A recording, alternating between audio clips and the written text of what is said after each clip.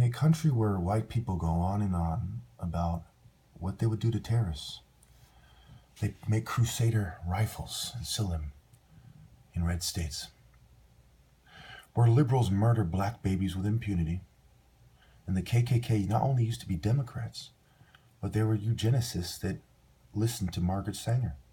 She had a speech just for them. The CIA, psychiatry, and eugenics were all founded by secret societies.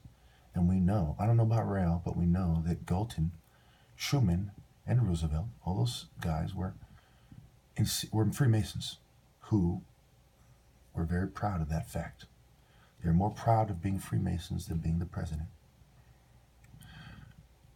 We all know that the KKK are the first recognized terrorist group in America that is commonly, listen to me, that is commonly acknowledged as such. So not only were they terrorists, but we all agree.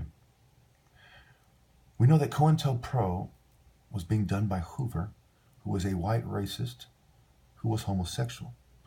We know that Trump was partially elected by white gays, including that one guy who's like the symbolic leader of the far right or whatever, and with a very gay mannerisms if he's not gay.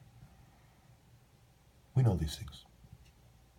So basically, America is saying that they don't negotiate with terrorists while going on and on about how much they would kill terrorists if they ever come around, giving each other high fives for saying those things. But what are they doing while they're doing this? They're terrorizing me with the first and commonly known terrorist tactic, the KKK, the mob attacks that the new Black Panther Party talks about. It's on the end of that Paris song, The Night of the Long Knives.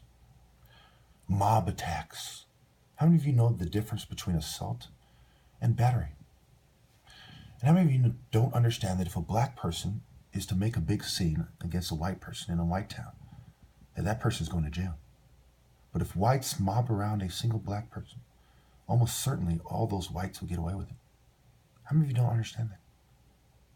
How many of you don't understand that I'm in the right and that America is terrorizing me while saying that people who pretend that they're not terrorists, who actually are, do not deal with terrorists? So why would a man of God give me my rightful place? You want to abolish everything black. It's not a coincidence it was in Germany and a white Jew who claimed to be a Catholic. Okay, when Christianity is an Afro-Asiatic religion, this white Jew figured out that the Jews are black because he was a scholar, he was a Jesuit scholar, and he started a society to abolish everything black: religion, inheritance, private property, etc. Religion comes from blacks. What do you call 40 acres and a mule, if not what you're inherited from your forefathers? That was what your forefathers secured for you, because they did a lot of good work for free, and the government decided it was time to compensate them. So you are owed an inheritance, which they are going to abolish, because they don't want you to get on your feet and compete with them fairly. They want a system similar to communism with fascist features, and a lot of Germans to make them feel included, white Germans, ruled by secret societies where none of us have a fair shake, and every position of power is agreed upon by a council in a secret society in the deep state.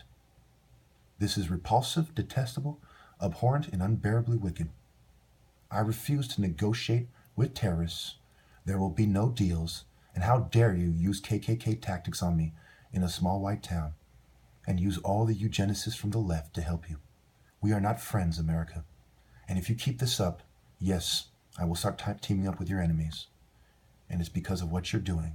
You are terrorizing me. You are covertly drugging me. And I am sick every day as a result. And even so, you cannot beat me. And I have set a world record, and you do not acknowledge it because I am black and not in a secret society. This is not what I want for my people. I am a prince of the Igbos, and I command all my people to rise if they persist. Thank you.